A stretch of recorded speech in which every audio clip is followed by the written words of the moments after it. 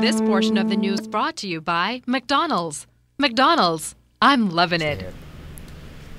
Police tonight are investigating that homicide that took place off East Street South last night.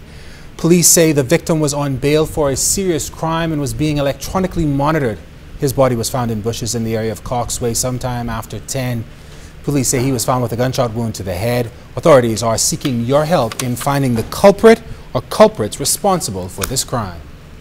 Jury selections took place today in the Almond Ferguson murder trial. Ferguson is accused of killing 22-year-old Tracy Roll back in January of 2013.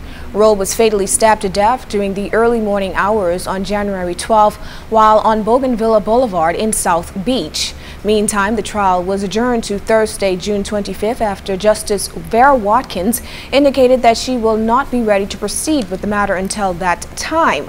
Attorney Ian Cargill is representing Ferguson. Raquel Wilms is appearing on behalf of the Crown.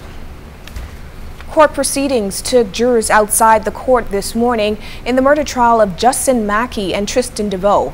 The panel visited the Central Detective Unit to get a closer look at a holding cell where prosecutors allege that Mackey hid a pistol in the manhole above the cell.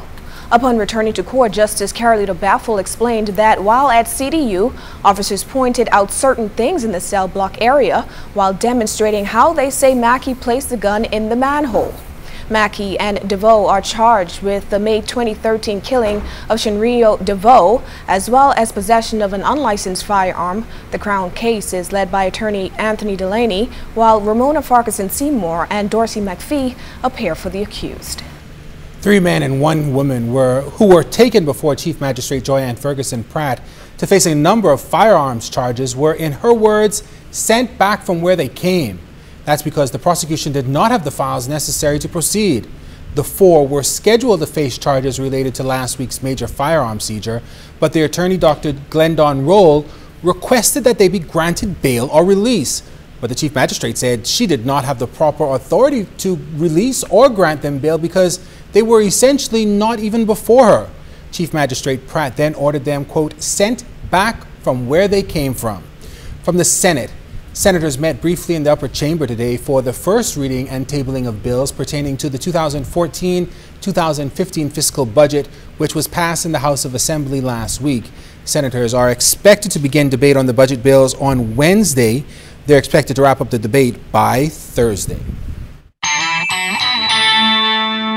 This portion of the news was brought to you by McDonald's. McDonald's, I'm loving it.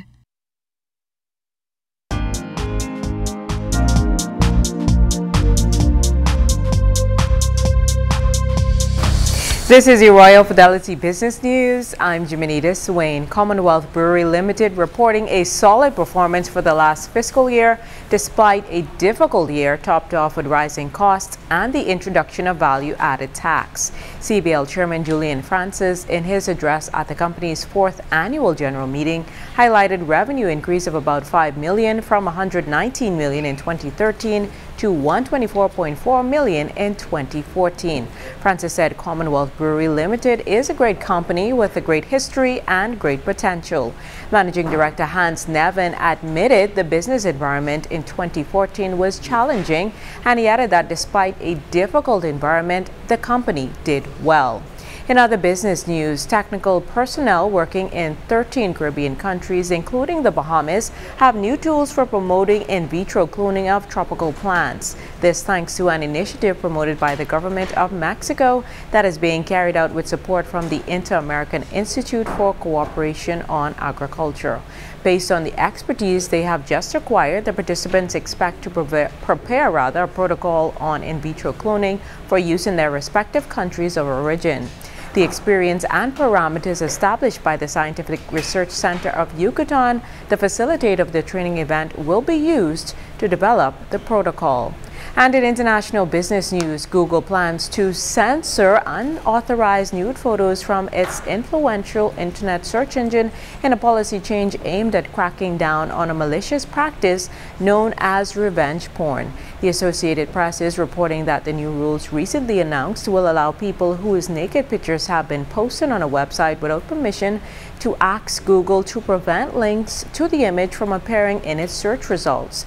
A form for submitting the censorship request to Google should be available in a few weeks. That was the Royal Fidelity Business News. I'm Jimenita Swain.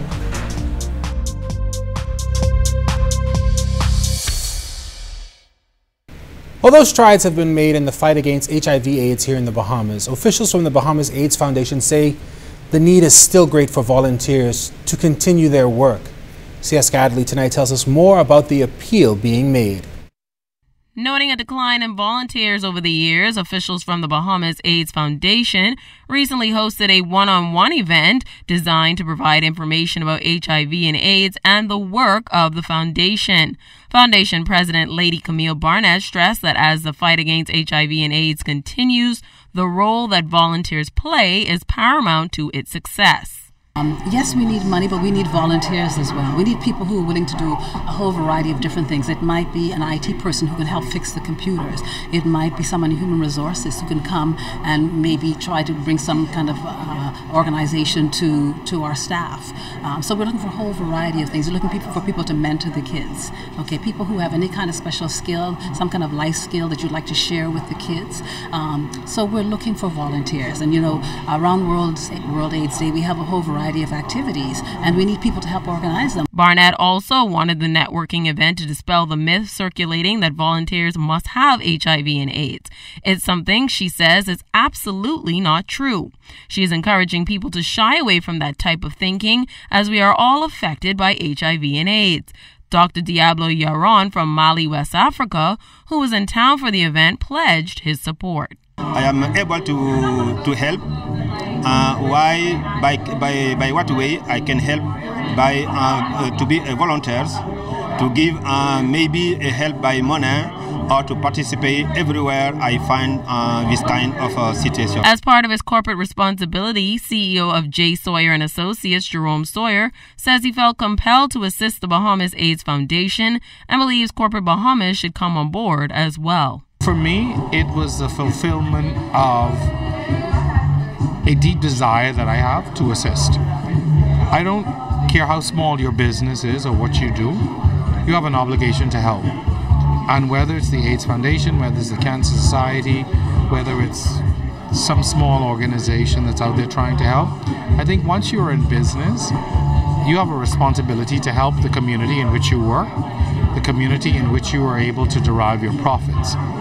And so I think this is an opportunity for me and my company and those associated with my company and those associated with the work that I do to give back to the Bahamas AIDS Foundation. With public health officials diagnosing thousands of cases on an annual basis, Barnett is again calling Bahamians to action as they can use all of the help they can get. C.S. Scatterly, ZNS Network News.